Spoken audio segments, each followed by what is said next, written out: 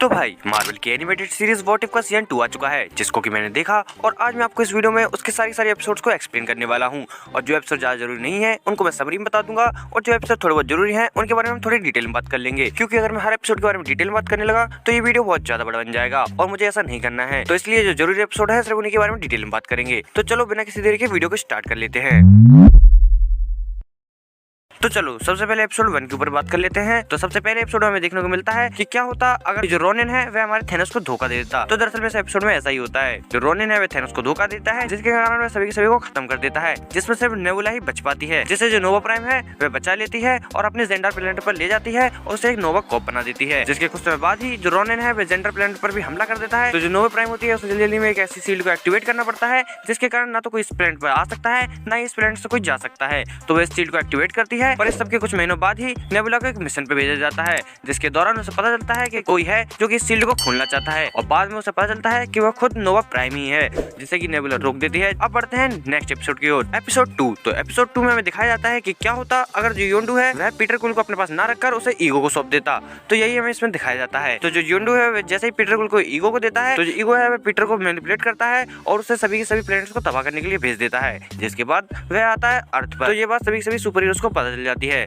तो जो भी अर्थ पर सुपर हीरोज होते हैं वह मिलकर पीटर क्विल को रोकने लग जाते हैं, पर वह फिर भी उसे नहीं रोक पा रहे होते हैं। तो तभी वहाँ एंट्री होती है थॉर की, जो कि उसे आखिरकार रोक लेता है, और यह बात पता चल जाती है ईगो को, जिसके बाद ईगो इस चीज को अपने ईगो पे ले लेता है, जिसके बाद वो खुद अर्थ पर आता है और वह सभी सुपर हीरो से लड़ने के लिए लग जाता है। पर वहीं जो स्कॉट लैंग है वह पीटर क्विल को समझा लेता है और मना लेता है, और आखिरकार वह खुद अपने बाप यानी कि ईगो को रोकता है और उसे हरा देता है। जिसके बाद इस यूनिवर्स में एक नई एवेंजर्स की टीम फॉर्म होती है, जिसमें हमारा पीटर क्विल भी होता है। एपिसोड 3। तो एपिसोड 3 में दिखाया जाता है कि क्या होता अगर जो जस्टिन हैमर है वह जेल से भाग जाता, साथ साथ वो स्टार्क टावर पर कब्जा कर लेता। तो यही चीज हमें इस एपिसोड में दिखाई जाती है। तो दरअसल में जो जस्टिन हैमर है वह किस्मत किरण जेल से भाग जाता है, जिसके बाद वो आता है स्टार्क टावर और वह स्टार्क टावर को अपने कब्जे में कर लेता है, क्योंकि यहाँ के सारे हीरोज हैं वह सबके सब किस्मत की तैयारी में लगे होते हैं। आयरन मैन अपने रोडी के साथ अलग ही क्रिसमस में गया होता है, वहीं हॉकाई और एंट मैन जो है वो अलग ही खिलौने बेच रहे होते हैं, और जो ब्लैक विडो है वह किसी से फाइट कर रही होती है। जिसके बाद स्टार्क टावर से मारिया हिल और हैप्पी होगन बचते हैं, पर जैसे ही स्टार्क टावर पर हैमर कब्जा करता है ये बात हैप्पी होगन को पता चल जाती है, और इसी सब के बीच जो हैप्पी होगन है उसके अंदर हल्का ब्लड इंजेक्ट हो जाता है, जिसके कारण जो हैप्पी होगन है वह भी पर्पल हल्क में ट्रांसफॉर्म हो जाता है, और वह कोशिश करता है जस्टिन हैमर को हराने की, और वह उससे लड़ता है। साथ साथ जब जस्टिन हैमर से लड़ रहा होता है उसी समय सभी सुपर हीरोज वहां पहुंच जाते हैं और वे जस्टिन हैमर को पकड़ लेते हैं, जिसके साथ ही ये लड़ाई समाप्त होती है और एक अच्छा क्रिसमस बनता है। जो कि दरअसल में ये जो एपिसोड था वह मुझे ऐसा ही लग रहा था कि इसकी कोई जरूरत नहीं थी, पर इसे क्रिसमस की वजह से ही ऐड किया गया था। बाकी आपको ये एपिसोड कैसा लगा मुझे कमेंट में बता दो। अब बढ़ते हैं नेक्स्ट एपिसोड की ओर। तो एपिसोड 4 में दिखाया जाता है कि क्या होता अगर जो आयरन मैन है वह जो 2012 की एवेंजर्स मूवी में उस मिसाइल को अंतरिक्ष में लेकर गया था वह उसके साथ अंतरिक्ष में ही रह जाता। तो दरअसल में इस एपिसोड में ऐसा ही होता है, जो आयरन मैन है वह स्पेस में जाता है, जिसके बाद वह स्पेस में ही रह जाता है और वह पहुंचता है सकार प्लेनेट पर, जहां पर उसे मिलता है ग्रैंड मास्टर, जो कि उसे बताता है कि यहाँ पर समय का फ्लो थोड़ा अलग है, जिसके कारण धरती पर अलग समय चलता है और यहाँ कुछ अलग समय चलता है, और वह उसे यह भी बताता है कि उसके कारण धरती सुरक्षित है। जिसे सुनकर आयरन मैन काफी खुश होता है और वह कहता है ठीक है तो फिर मैं यहाँ से जाता हूँ, मुझे कुछ स्पेस से दो ताकि मैं जा सकूँ। पर ग्रैंड मास्टर उसे कुछ समय के लिए रोक लेता है, समझाकर और डराकर, और सबके बाद आयरन मैन ग्रैंड मास्टर के साथ बैठकर रेसिंग देख रहा होता है, जहाँ पर हमें देखने को मिलती है वेलकरी, कॉर्ग और बहुत सारे लोग, और तभी वहाँ गमोरा आ जाती है और वह आयरन मैन पर हमला कर देती है। जिसके बाद जो ग्रैंड मास्टर है वह आयरन मैन, गमोरा और हमारे कॉर्ग को उठाकर जेल में डाल देता है, पर आयरन मैन कुछ न कुछ करके वहाँ से निकल जाता है, और जैसा कि गमोरा ने उस पर हमला किया होता है तो वह उसे वहीं छोड़ जाता है, जिसके कारण गमोरा अभी भी गुस्से में होती है, और जैसे ही ये बात ग्रैंड मास्टर को पता चलती है वह आयरन मैन को ढूंढने के पीछे पड़ जाता है, पर उसे इस सब के लिए कुछ नहीं करना पड़ता, क्योंकि कुछ समय बाद आयरन मैन खुद उसके सामने आता है और वो उसे रेसिंग के लिए चैलेंज करता है। वह उससे कहता है कि अगर तुम रेस जीते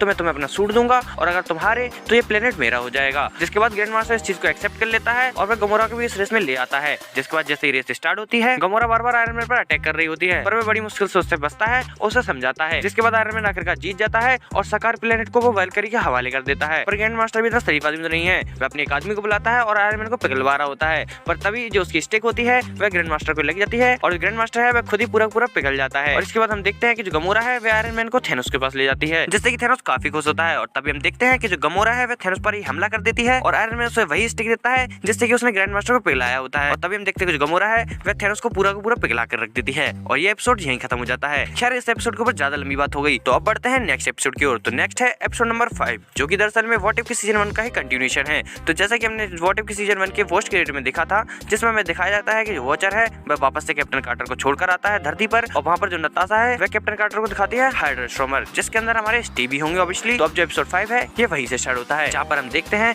कि जो हाइड्रा स्टॉर्मर है वो एकदम से एक्टिवेट हो जाता है और वह कैप्टन कार्टर और नताशा पर हमला कर देता है, जिससे कि वे दोनों बड़ी मुश्किल से बच पाते हैं। तो दरअसल में जैसे कि हमने captain America winter soldier movie में देखा था कि जो हाइड्रा है उसने बकी के दिमाग पर कब्जा कर रखा होता है और उसे विंटर सोल्जर बना दिया होता है। तो उसी प्रकार इस यूनिवर्स में हाइड्रा ने बकी के दिमाग पर ऐसा नहीं कर रखा, बल्कि ऐसा स्टीव के साथ हुआ है। पर ये काम हाइड्रा का नहीं बल्कि रेड रूम का है। हाँ, वही रेड रूम जहाँ से नताशा आई है। खैर, जैसे ये बात कैप्टन कार्टर को पता चलती है तो वह स्टीव को बचाने के लिए जाती है और वह नताशा के साथ मिलकर उसे एक ऐसे टापू पर ले जाते हैं जहाँ पर कोई नहीं होता और वह दोनों उसका इलाज करने की कोशिश करते हैं, पर वह दोनों ऐसा नहीं कर पा रहे होते हैं। जिसके बाद ब्लैक विडो सजेशन देती है कि हमें टोनी या फिर बैनर को यहाँ पे लाना होगा, पर कैप्टन कार्टर इस चीज के लिए मना कर देती है और वह कहते हैं इसका एक ही तरीका है कि हमें रेड रूम जाना होगा और ये सब वापस से ठीक कराना होगा। जिसके बाद तभी हम देखते हैं कि स्टीव है वह खड़ा हो जाता है और वह कहता है कि मैं तुम लोगों को रेड रूम लेकर जाऊंगा, और हम देखते हैं स्टीव है उसकी सारी यादें वापस आ गई होती हैं और वह उन दोनों को रेड रूम लेकर जा रहा होता है। जिसके बाद हम देखते हैं कैप्टन कार्टर और स्टीव को जिनका आपस में कुछ सीन बन रहा होता है और इस समय पर उन पर हमला हो जाता है। जिसके बाद हम देखते हैं कि जो स्टीव है वह भी ठीक नहीं हुआ है, वह ये सब नाटक कर रहा होता है और तब हम देखते हैं सबके असली विलन को, जो कि होते हैं मेलिना, और वह अपने साथ बहुत सारी ब्लैक विडोज को लाती है और वह नताशा और कैप्टन कार्टर दोनों पर हमला करवा देती है। जिसके बाद हमें देखने को मिलती है खतरनाक सी लड़ाई, जिसमें बड़ी मुश्किल के बाद जो कैप्टन कार्टर है वह स्टीव को समझा लेती है और वह उसके दिमाग को ठीक कर लेती है। तभी जो स्टीव है वह रेड रूम की ओर जाने लगता है उसे ब्लास्ट करने के लिए, और जो नताशा है वह ये चीज देख लेती है। वह मेलिना के पैर में एक रस्सी को बांधकर हाइड्रा स्टॉर्मर से उसे बांध देती है और मेलिना रेड रूम के साथ ही ब्लास्ट हो जाती है। जिसके बाद ये एपिसोड यहीं खत्म होता है और इसकी एंडिंग में हमें दिखाया जाता है कि जो कैप्टन कार्टर है वह एकदम से एक पोर्टल के अंदर गिर जाती है, जो कि पोर्टल होता है स्कारलेट विच का। खैर, अब बढ़ते हैं एपिसोड 6 की ओर। तो एपिसोड 6 में हमें दिखाया जाता है कि जो ओडिन है वह रैग्नारोक से लड़ रहे होते हैं। उसी समय वे यूज करते हैं टेसरेक्ट का, और जैसे ही वो टेसरेक्ट को यूज करते हैं उसका एक टुकड़ा कहीं दूर जाकर गिरता है। जिसके बाद हम दो भाई बहनों को दौड़कर खेलते हुए देखते हैं, जो कि दौड़ते दौड़ते एक ऐसी जगह पर पहुंच जाता है जिस जगह को सब लोग श्रापित बोलते हैं, क्योंकि वहाँ पर एक ऐसी लेक है जिसको लेकर काफी लड़ाइयां हुई हैं, क्योंकि लोग वहाँ पर जाकर गायब हो जाते हैं। उसके बाद वो दोनों भाई बहन वहाँ जाते हैं, जिसमें से लड़की का नाम होता है कौरी और उसके भाई का नाम होता है भाता। और जैसे वो लोग वहाँ जाते हैं तो लोगों को वहाँ पर ऐसा कुछ देखने को नहीं मिलता, क्योंकि वहाँ पर लोगों को एक झील देखने को मिलती है जहाँ पर बतख तैर रही होती है और उनके साथ कुछ नहीं होता। तभी उन्हें उनके गाँव साइड से आवाज आती है, जिसके कारण जैसे वे जाते हैं तो उन्हें पता चलता है कि उनके गाँव पर हमला हो चुका है और जो हमला करने वाले लोग होते हैं वह उन्हें देख लेते हैं और वह लोग उन्हें पकड़ने के लिए उनके पीछे पड़ जाते हैं। तभी वे एक तालाब के पास जाकर गिर जाते हैं, जो कि वही तालाब होता है जिसके बारे में सब लोग कह रहे होते हैं कि वह एक श्रापित तालाब है, एक श्रापित जगह है, और उसी सबकी जो कोरी है वो उसी तालाब में गिर जाती है। जिसके बाद हमें पता चलता है कि उस तालाब के अंदर टेसरेक्ट ही है और वह टेसरेक्ट जो है वह कोरी को अपनी ओर खींच लेता है और उसे एक दूसरी दुनिया में फेंक देता है, जहाँ पर उसे बहुत सारे लोग देखने को मिलते हैं जिनके पास वहाँ पर रह रहकर पावर्स आ गई होती है और वे वहाँ पर उन्हीं पावर्स को यूज कर आग जला रहे होते हैं, खाना गर्म कर रहे होते हैं और बहुत कुछ काम कर रहे होते हैं। तो तभी उसे वहाँ पर एक बंदा मिलता है जिससे उसकी बात होती है और वह उसे बताता है कि वह भी कुछ समय पहले यहाँ पर आया था और ये सब लोग उसी झील या नदी से यहाँ पर आए हैं। पर कौरी बोलती है उसका भाई और गाँव वाले खतरे में है तो वह बाहर जाना चाहती है और धीरे धीरे उसे भी पावर्स मिलने लगती है और वह उनसे भी वहाँ से जाने की कोशिश करती है, पर वह नहीं जा पा रही होती है। तभी वह लड़का उससे कहता है कि हंटिंग का टाइम हो गया और वह उसे अपने साथ हंटिंग करने के लिए लेकर जाता है, जहाँ पर उन्हें कुछ क्रिस्टल्स के ऊपर से फलों को उठाना होता है। तो तभी वहाँ कौरी जाती है और वह सबसे ज्यादा फलों को वहाँ से उठाकर लाती है, जिसके कारण वे लोग वहाँ पर पार्टी मनाने लग जाते हैं। तभी हम देखते हैं गाँव साइड का सीन, जहाँ पर जिन लोगों ने उन पर हमला किया होता है उन्हें उस झील के बारे में पता चल जाता है। तो वहाँ के सैनिकों को लगता है कि अगर वे उस पानी के अंदर जाएंगे तो वो लोग इमोर्टल हो जाएंगे, जिसके कारण वे उस नदी में कूद पड़ते हैं और वे भी टेसरेक्ट के जरिए इसी दुनिया में आ जाते हैं जहाँ पर अभी कौरी होती है। और वे लोग यहाँ पर आते ही देखते हैं कि यहाँ पर जो लोग नाच रहे हैं तो वे लोग उन लोगों पर हमला कर देते हैं। तभी कौरी उन लोगों को पकड़ती है और लोगों को मारने लग जाती है। तभी वे सभी गाँव वालों से कहती है कि उसे यहाँ से जाना होगा और उन सब लोगों को भी यहाँ से जाना होगा, क्योंकि उनका गाँव खतरे में है। पर कोई भी उसकी बात नहीं मानता और कोई भी नहीं आ रहा होता, जिसके कारण कौरी अकेले ही वहाँ पर जाने लगती है। और दूसरी तरफ हम देखते हैं कि जिन लोगों ने गाँव के ऊपर हमले किया था वो गाँव के लोगों को बंदी बनाकर वहाँ से भाग रहे होते हैं। तभी वहाँ कौरी आती है और उन लोगों से फाइट करने लग जाती है, जो कि उन्हें काफी देर तक रोकती भी है, पर आखिरकार वह भी घायल हो जाती है। तभी उन्हें हमला करने वाला लीडर वहाँ आता है और कौरी को मारने ही वाला होता है। तभी वहाँ पर जो दूसरी दुनिया में गाँव वाले थे वो लोग भी वहाँ पर आ जाते हैं और उन सब पर हमला कर देते हैं और कौरी को भी बचा लेते हैं और पूरे गाँव को भी बचा लेते हैं। और उसके बाद हम देखते हैं कि जो वहाँ की महारानी होती है जिसने उन लोगों को उस गाँव पर हमला करने के लिए भेजा होता है वह अपने दरबार में बैठी होती है। तो तभी वहाँ कौरी आती है और उसे धमकी देती है, मतलब पहले समझाती है फिर धमकी देती है कि शांति से रहो, मिलजुल कर रहो। और वो उस रानी के सिंहासन को तोड़ देती है और वो बोलती है कि जैसे ही मैंने सिंहासन को तोड़ा है वैसे ही तुम्हें भी तोड़ दूंगी, जिसके कारण वह रानी शांति से और मिलजुल कर रहने के लिए मान जाती है। और तभी वहाँ एंट्री होती है डॉक्टर स्ट्रेंज की, जो कि कौरी की तारीफ करते हुए वहाँ आते हैं और ये एपिसोड वहीं खत्म हो जाता है। तो अब बारी है एपिसोड 7 की। तो एपिसोड 7 में दिखाया जाता है कि क्या होता अगर जो ओडिन है वह हेला को कैद करने की बजाय धरती पर भेज देते, यानी कि जैसे कि उन्होंने थॉर 1 में थॉर को धरती पर भेज दिया था वर्दी कर, उसी प्रकार अगर वो हेला को भेज देते तो क्या होता। तो इस एपिसोड में वही देखने को मिलता है, जो ओडिन है वह हेला के हैमर को तोड़ देते हैं, उसके बाद वे हेला को धरती पर भेज देते हैं और साथ साथ वे हेला के हेलमेट को लेते हैं और उस पर भी एन्चेंटमेंट कर देते हैं कि इस हेलमेट को वही बंदा पहन पाएगा जिसके अंदर मर्सी हो, और जो भी इसे पहनेगा उसके अंदर हेला की सारी पावर्स आ जाएंगी। और वे ऐसा करते ही इसे धरती पर फेंक देते हैं, जिसके बाद हम देखते हैं धरती पर वेनबू को, जिसको दरअसल में हेला का हेलमेट मिलता है और वह सब लोग उसे उठाने की कोशिश करते हैं पर कोई भी उसे नहीं उठा पा रहा होता है। और तभी वहाँ हेला भी आ जाती है और वह भी उसे उठाने की कोशिश करती है पर वह भी उसे नहीं उठा पा रही होती है। जिसके बाद जो वेनबू है वह हेला को अपने साथ ले जाता है और उसके साथ मिलकर काम करने के लिए मनाने लगता है, पर पर हेला ऐसा नहीं करती और वह वहाँ से भी भाग जाती है। जिसके बाद वह पहुंचती है उस जानवर के पास जिसका सर कहाँ है किसी को भी नहीं पता। तो वह उस जानवर के पास जाती है जो कि उसे वहाँ से भागने में मदद करता है और उसके बाद वे पहुंच जाते हैं उस जादुई जंगल के पास जहाँ पर हमारे सेंगची को ट्रेनिंग मिली थी और हेला उस जंगल को पार कर लेती है। जैसे ही वो उस जंगल को पार करती है तो हेमडल को वो दिखना बंद हो जाती है क्योंकि वो जो जगह है वह धरती पे एक ऐसी जगह है जिसको कि कोई भी नहीं देख सकता, जिसके कारण हेमडल भी उसे नहीं दिख पा रहा होता है और यह बात वह जाकर ओडिन को बता देता है कि हेला नहीं दिख रही है, जिसके कारण उसे लगता है कि क्या हेला मर चुकी है। जिसके बाद हेमडल बताता है धरती पर एक ऐसी चीज है जो कि गॉड्स को भी टक्कर दे सकती है जो कि है 10 रिंग्स, जिसके कारण ओडिन धरती पर आने लग जाते हैं। और वहीं दूसरी तरफ देखते हैं कि जो हेला है वह जाया के पास पहुंच चुकी है। जिसके बाद जाया वहाँ की सब चीजों के बारे में बताती है कि हम लोग धरती को अंडरग्राउंड के खतरे से बचाते हैं। जिसके बाद हेला अपनी चाल चलती है और वह कहती है कि तुम लोग मुझे भी ये चीज सिखाओ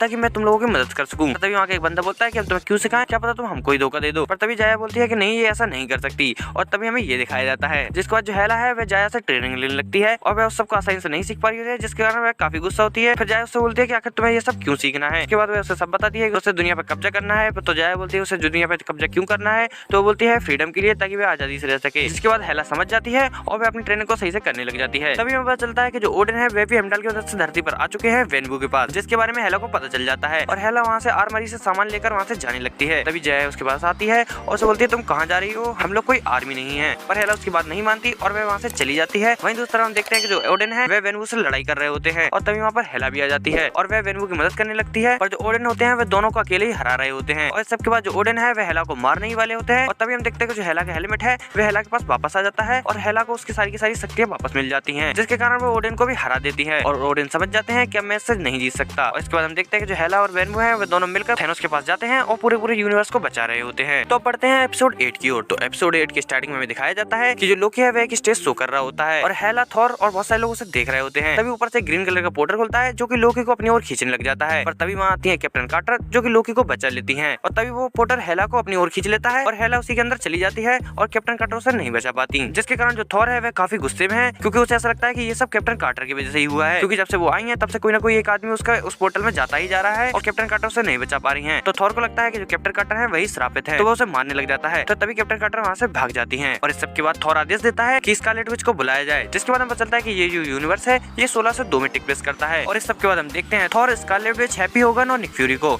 जहाँ पर स्कारलेट विच बोल रही होती है कि ये सब जो है कैप्टन कार्टर की वजह से नहीं हुआ है बल्कि वो तो इस सबको ठीक कर सकती है, बल्कि कोई और बंदा है जो कि किसी और टाइम से इस टाइम में आया है जिसके कारण ये सब हो रहा है। और ये सब बातें कैप्टन कार्टर छुपकर सुन रही होती हैं, जिसके बाद वे समझ जाती हैं कि उन्हें क्या करना है। वो जाती हैं सीधे सबसे ज्यादा होशियार आदमी के बाद जो कि है हमारे टोनी स्टार्क, और वे इस यूनिवर्स में आयरन मैन नहीं है। और जैसे ही कैप्टन कार्टर वहाँ जाती हैं वे टोनी को सब कुछ बताती हैं, जिसके बाद टोनी स्टार्क बताता है कि हाँ मैं एक ऐसी मशीन बना सकता हूँ जिससे कि ये बात पता चल जाएगी कि वो बंदा कौन है जो कि दूसरे यूनिवर्स से आया हुआ है, और उसे चलाने के लिए बहुत ज्यादा पावर सोर्स की जरूरत होगी। जिसके बाद कैप्टन कार्टर बोलती है कि इस यूनिवर्स में आर्क रिएक्टर तो होगा नहीं। जिसके बाद टोनी बताता है कि जो थॉर के पास ट्राइडेंट है उसके अंदर लगे हुए स्टोन की मदद से वह इस चीज को चला सकता है। तो इसके बाद कैप्टन कार्टर बोलती है ठीक है तो मैं उसे लेकर आती हूँ। जिसके बाद टोनी उसे एक बंदे के पास भेजता है जो कि इसकी चीज में मदद कर सकता है, जो कि दरअसल में होते हैं हमारे स्टीव रोजर, जो कि एंटमैन के साथ मिलकर लोकी को लूट रहे होते हैं। तो कैप्टन कार्टर वहां जाती हैं, जिन्हें देखकर स्टीव काफी हैरान हो जाते हैं। पर कैप्टन कार्टर स्टीव को बताती हैं कि वो दूसरी यूनिवर्स से आई हुई हैं। तो स्टीव उनकी मदद करने के लिए तैयार हो जाता है और वह उन्हें अपने साथ ले जाता है। जिसके बाद वो लोग प्लानिंग कर ही होते हैं कि स्टोन को कैसे चुराना है। तभी वहाँ पर हैप्पी होगन आ जाता है और वो डिस्ट्रॉयर के साथ उस जगह पर हमला कर देता है और वह सब लोग उससे लड़ रहे होते हैं, जिसमें कैप्टन कार्टर सरेंडर कर देती हैं और हैप्पी होगन कैप्टन कार्टर को जेल में डाल देता है, जहाँ पे कैप्टन कार्टर मिलती है हल्क से और वे उसकी मदद मांगती हैं। पर हल्क बाहर नहीं आ रहा होता, तो अपना दिमाग चलाती हैं और उसके ऊपर फायरिंग करवा देती हैं, जिसके कारण हल्क बाहर आ जाता है और उनकी मदद करने लग जाता है। और वे वहाँ से बचकर पहुंच जाती हैं टोनी स्टार्क के पास, जहाँ पे हमारे स्टीव रोजर भी आ जाते हैं। और अब वे सब लोग मिलकर प्लानिंग करते हैं कि कैसे उस चीज को चुराया जाए। तो वे लोग डिसाइड करते हैं कि वे लोग वहाँ पर भेस बदल कर जाएंगे। तो वे सब लोग वहाँ पर भेस बदल कर जाते हैं और उस स्टोन को चुराने की कोशिश करते हैं, जिसके कारण बड़ी मेहनत और मशक्कत के बाद आखिरकार वो उस स्टोन को चुराने वाले ही होते हैं। तभी वहाँ पर एकदम पोर्टल होता है जो कि सब चीजों को अपनी ओर खींचने लग जाता है और उस सबको स्कारलेट विच रोक रही होती है, जहाँ पर थॉर कैप्टन कार्टर से लड़ रहा होता है, हैप्पी होगन हल्क से लड़ रहा होता है और स्टीव रोजर से लड़ रहा होता है। जिसके बाद स्कारलेट विच थॉर को रोकती है और कैप्टन कार्टर की मदद करती है और कैप्टन कार्टर उस स्टोन को लेती है और टोनी को दे देती है, जिसे टोनी मशीन में लगाता है, पर उसे स्टार्ट होने में काफी टाइम लग रहा होता है। तो कैप्टन कार्टर उसमें अपना हाथ डाल लेती है और उनके हाथ में ग्लव्स टाइप का कुछ बन जाता है, जिससे पहनकर वो टाइम स्टोन का उपयोग करती है और सारी चीजों को रोक देती है। और तभी हम देखते हैं कि वह जो बंदा जो टाइम ट्रेवल करके आया होता है वह खुद स्टीव रोजर होते हैं और कैप्टन कार्टर का मन नहीं होता उन्हें वापस भेजने का। तभी स्टीव उन्हें मनाते हैं और खुद उस बटन को दबा देते हैं और सब कुछ ठीक हो जाता है। जिसके एंडिंग में देखते हैं कैप्टन कार्टर को एक कैफे में बैठे हुए अकेले, और तभी वहाँ पर डॉक्टर स्ट्रेंज आ जाते हैं उनसे बात करने के लिए और ये एपिसोड वहीं खत्म हो जाता है। तो आखिरकार अब हम आ चुके हैं हमारे लास्ट एपिसोड की ओर, एपिसोड नंबर 9। तो इस एपिसोड में हमें देखने को मिलता है कि जो डॉक्टर स्ट्रेंज है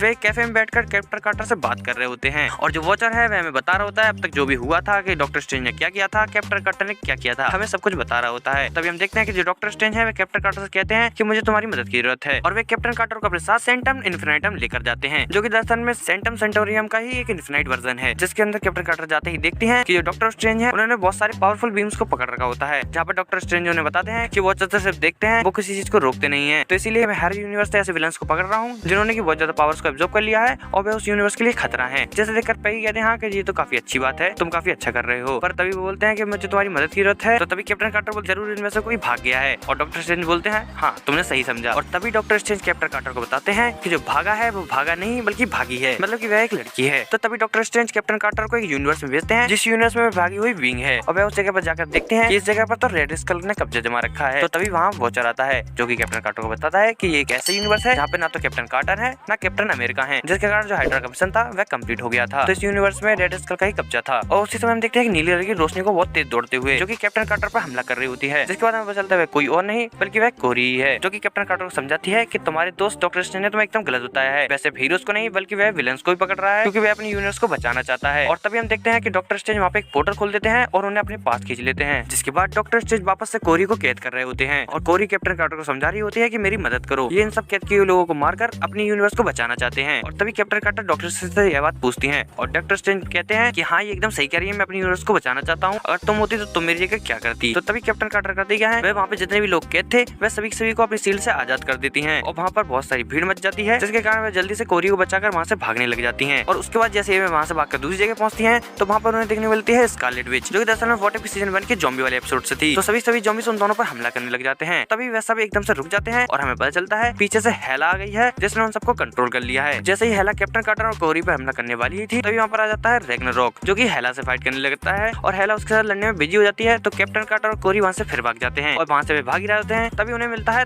थेनोस, जो कि उन्हें पकड़ने लग जाता है। तो तभी कोई बंदा चुटकी बजाता है और थेनोस को गायब कर देता है और तब पता चलता है कि वह है किलमोंगर। और तभी हम देखते हैं कि जो कोरी है वह एक ही बार में किलमोंगर को उसके सूट से गायब कर देती है और जहाँ पर सब बंदे फाइट कर रहे होते हैं, जहाँ पे बहुत सारे सुपर हीरोज बहुत सारे सुपर विलन्स फाइट करते हुए दिखते हैं, वहाँ पर ही वे किलमोंगर को टेलीपोर्ट कर देती है। जिसके बाद कैप्टन कार्टर कहती है कि अगर मुझे डॉक्टर स्ट्रेंज से लड़ना है तो मुझे पावर्स की जरूरत पड़ेगी। तो कैप्टन कार्टर उन इन्फिनिटी स्टोन वाले सूट को उठाती है और खुद पहन लेती है, जिसके बाद उनके पास इन्फिनिटी स्टोन की पावर आ जाती है और वे लड़ने जाती हैं डॉक्टर स्ट्रेंज से। इसके बाद वे दोनों मिलकर डॉक्टर स्ट्रेंज को काफी अच्छी टक्कर देते हैं और काफी घमासान लड़ाई होती है। और तभी हम देखते हैं कि जो डॉक्टर स्ट्रेंज है वह अपने जैसे ही बहुत सारे डॉक्टर स्ट्रेंज को वहाँ ले आता है और तभी कैप्टन कार्टर भी सेम चीज करती है, वे भी अपने बहुत सारे वर्जन बना लेती हैं। और तभी डॉक्टर स्ट्रेंज अपनी चाल चलते हैं, वे उन सबको ही तितली में बदल देते हैं और कैप्टन कार्टर को एक इल्यूजन दिखाने लगते हैं, जिसमें वे देखते हैं उस मोमेंट को जब स्टीव रोजर्स को सुपर सोल्जर सीरम दिया जा रहा होता है, जिसमें काफी हद तक कैप्टन कार्टर फंसी जाती हैं, पर आखिरकार वे इस चीज को समझ जाती हैं कि ये एक इल्यूजन है और वे वहाँ से बाहर निकलती हैं और डॉक्टर स्ट्रेंज को काफी बुरी तरीके से पीटती है, जिसके कारण डॉक्टर स्ट्रेंज काफी गुस्से में जाते हैं और वे अपने अंदर के डीमन को बाहर निकालने लगते हैं। जिसके बाद वे उन दोनों को काफी गंदे तरीके से पीटते हैं और हम देखते हैं डॉक्टर स्ट्रेंज का एक खतरनाक रूप। और तभी डॉक्टर स्ट्रेंज बहुत सारे पोर्टल खोलते हैं और जितनी भी जनता वहाँ पे थी उन सबको एक गड्ढे के अंदर डालने लगते हैं ताकि वे एक नई यूनिवर्स को क्रिएट कर सके। और वहीं जो कोरी है वो उन्हें रोकने की कोशिश कर रही होती है, उन्हें बचा रही होती है। और वहीं जितने लोग गिर रहे होते हैं वे सब अपने अपने वेपन्स को कैप्टन कार्टर की ओर फेंकते हैं और वह सब के सब मर जाते हैं। तो कैप्टन कार्टर सभी हथियार को उठाती है और डॉक्टर स्ट्रेंज को काफी कड़ी टक्कर देती है। तभी डॉक्टर स्ट्रेंज एक और बार कैप्टन कार्टर को हराते हैं, पर इस बार कैप्टन कार्टर अपने हाथों में अपने स्टोन्स को लेती हैं और डॉक्टर स्ट्रेंज को डीमन से बाहर निकाल देती हैं, उससे अलग कर देती हैं। जिसके बाद वो डॉक्टर स्ट्रेंज को समझाई रही होती हैं पर वह उनकी बात नहीं समझ रहे होते हैं। जिसके बाद वो डीमन वापस से डॉक्टर स्ट्रेंज के ऊपर चढ़ जाता है और कैप्टन कार्टर को अपने साथ लेकर उसी गड्ढे में कूदने लग जाता है। और तभी डॉक्टर स्ट्रेंज उस डीमन से लड़ते हैं और अपने आप को उससे थोड़ा बाहर निकालते हैं और कैप्टन कार्टर को बचाते हैं और अपने आप को सेक्रीफाइस कर देते हैं। जिसके बाद हम देखते हैं कि डॉक्टर स्ट्रेंज ने उस यूनिवर्स को बचा लिया है और तभी वॉचर कैप्टन कार्टर को बताता है कि यूनिवर्स तो बच गया पर इस यूनिवर्स में कभी डॉक्टर स्ट्रेंज ने जन्म ही नहीं लिया और ना ही वो आप कभी लेंगे। और इसके बाद वॉचर कैप्टन कार्टर से बोलता है कि चलो मैं तुम्हें तुम्हारी यूनिवर्स छोड़ देता हूँ। तो कैप्टन कार्टर उनसे बोलती है कि मुझे एक ऐसी जगह से लेते चलना कि कुछ अच्छा देखने को मिले। और तभी वॉचर कैप्टन कार्टर को वही ट्री दिखाता है जो कि अभी लोकी सीजन 2 में लोकी ने बनाया था और ये सीजन यहीं खत्म हो जाता है। खैर ये तो मैंने आपको सारे एपिसोड को काफी छोटे छोटे में समझा दिया है और इसे बनाने में मुझे काफी टाइम लग गया। और आपको कौन सा एपिसोड सबसे ज्यादा पसंद आया? मेरा फेवरेट तो 8th एपिसोड और 9th एपिसोड था। आपका कौन सा था मुझे कमेंट्स में जरूर बता देना। तब तक के लिए वीडियो को लाइक कर दो, चैनल को सब्सक्राइब कर दो। मैं आपसे मिलता हूँ नेक्स्ट वीडियो में, तब तक के लिए देखते रहिए NRTverse। और इसी के साथ साथ अगर चैनल की कोई इंटरेस्टिंग वीडियो देखना चाहते हो तो आपके सामने 2 वीडियो सही हो रही होंगी। आपको जो वीडियो पसंद आए उस पर क्लिक कर आप ये वीडियो देख सकते हो।